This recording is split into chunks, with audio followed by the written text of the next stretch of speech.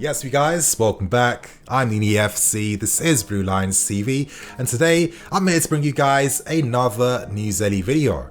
With this video in particular, we have some major breaking news, and for the two stories I'm going to focus on, we're going to hear the latest reports coming out from Rudiger in regards to contract extension talks, and for the big stories today, we have more updated reports surrounding our interest in Jadon Sancho, followed by the possibility that Hudson Odoi might not be here for next season. So of course you guys hear my thoughts and opinions on that one, and share your thoughts and opinions because we got some stories today, and potentially there may be another News Daily video. If not, there will be one early tomorrow morning. But before we continue on with the first story today, I need to get one quick plug out of the way first. Massive shout out to the Hold the L series for having me on the latest episode where we all discuss the big news for this summer.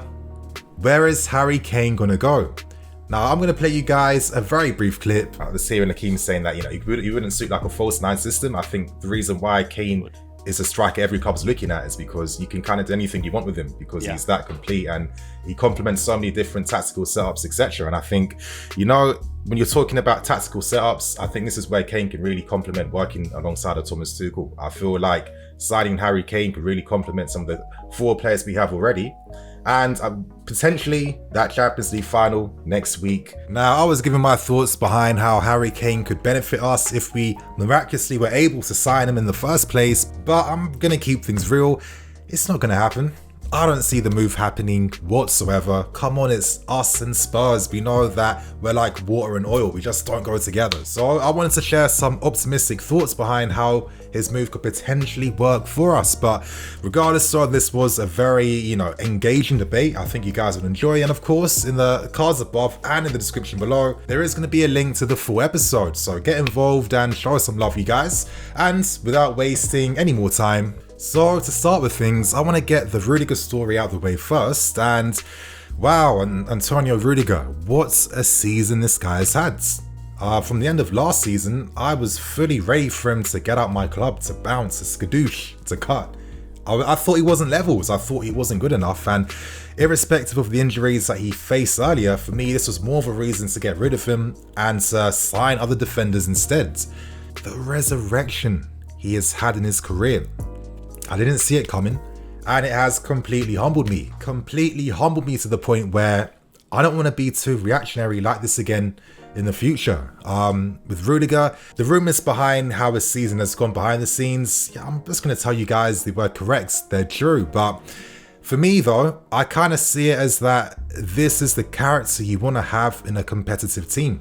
I mean, who cares if he's abrasive sometimes, he's outspoken, and, he will challenge teammates, opponents, or anyone. He's a guy, he's a character that doesn't take crap from no one. And, I feel like characters like this in the team are healthy, it benefits everyone. And, I mean, he's still very popular, still well respected. So it's not like anything ultimately has been disastrous. So right now, I'm fully in the mindset that Rudiger must get a new contract extension. We can't forget that we came close to allowing him to leave. I completely understand why he wants to take his time before he commits to us, because we have proven that we will easily discard him just like that. So with the latest reports today, we got some interesting quotes from Rudiger, and here's what exactly he had to say. When asked about whether his future depends on Tuchel remaining at our club, Rudiger said that you always make your decision to some extent dependent on the coaching staff, but in the long term you can never rely upon them anyway.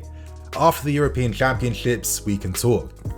For me, he's keeping it real because that is the character that Rudiger has. Of course, it makes a ton of sense. I'm going to use Ziyech as an example. Ziyech was very careful about leaving Ajax at the right time because he wants to go to the right team that's going to maximize his game and how he plays. He thought he had that when he signed for us when Lampard was still here, only for Lampard to ultimately get sacked. A new manager coming in with a new system that doesn't get the best out of him. He's going to have a good Euros, and if he does, and if he puts out there that he's potentially considering his future, big clubs are going to be after him. We have to keep Rudiger, keep the same defense we used this season, and then for the following season afterwards, I'm talking about the 22-23 season, when players like Mark Gueye and Mbiyamba and other potential ones get more experience and game time, then we can think about really making changes in our defense. So that's the first story out of the way. We now move on to the massive story that came out today via Eurosport, and that's the latest news surrounding Jadon Sancho and Hudson Odoi. Now, let's start with Sancho first. Reports are saying that at this point in time, Sancho has his head set on signing for Man United after that deal got broken down in the last summer window. Now, the reports are saying that we have told Dortmund, keep us in the loop. Tell us what's happening with Sancho, because there's a massive possibility that Sancho is a player we try and target this summer. We already know that Sancho is destined to leave. He is 1000% leaving, and we're a team that could definitely benefit from his ability to not only score goals but to create as well. Now, yesterday I put out a tweet suggesting that realistically, don't expect any big name striker to sign for us in this window. With Inter Milan right now, they've now got new investment now from outside sources, so it seems like their financial issues aren't a thing anymore. With Borussia Dortmund and Haaland, Dortmund have secured Champions League football, meaning that they're not in any position where they're forced to have to sell Haaland, considering that next summer he can go once his release clause is met. And of course, in the case of Kane, we know that Spurs, Chelsea, we just don't mix, we don't do business. It's never going to happen. Honestly, who is there in the market up front that we are going to sign to help us get more goals? So for me, it only makes sense now that we're looking at alternatives to, boost the goal productivity in different areas. And I think someone like a Sancho, a 2-in-1 player, is definitely the right direction to go in. However, this is where the second part of this story comes into place, as it seems like if the club was to sign Sancho, he would be the replacement for Callum Hudson-Odoi. So I'm asking you guys, do you feel like this is the right move to make? Would you allow Hudson-Odoi to leave? Because reports are suggesting that the club are very open to Hudson leaving on loan, provided that the club that signs him on loan pays for most of his 120k per week wages, which is, let's see how that plays out. And there's talks that Hudson-Odoi could be used as part of a deal to bring Sancho to the club. How that work exactly, I'm not too sure, but rumours are stating that it could be on a 1-year loan or a potential 2-year loan to Borussia Dortmund. Now, there is some news behind the scenes surrounding Hudson-Odoi that I will definitely talk about in the future when it's safe to talk about it, because it's very interesting, to be honest. But the reality is, could this move even make sense? Now, of course, Dortmund, Sancho's going. They're looking at replacements. Kane, Rafinha from Leeds, and Hudson-Odoi are candidates they're looking at. However, let's look at it this way. Yeah, now I'm sounding like Paul from Blue Therapy, but that guy, man. But getting back on track, Dortmund, are they going to be in a position where essentially they'd have to pay us to develop Hudson-Odoi for free, where after his 1-year loan or 2-year loan deal, he leaves them for absolutely nothing, meaning they wasted money and development time for what? Only to create a better player for us in the future? I mean, come on, you guys. This is Borussia Dortmund we're talking about. We're not talking about Wolfsburg or Werder Bremen or clubs like that. Dortmund's entire model is that they will sign the next best thing and sell them for 100 million the following window. Why are they going to ruin that deal by signing Hudson-Odoi on loan? Personally, I only see this deal making sense if Hudson-Odoi is exchanged as part of the deal to sign Sancho, and regardless, I don't even think that would be the case. In football, when you're a loan player, your stock's not very high.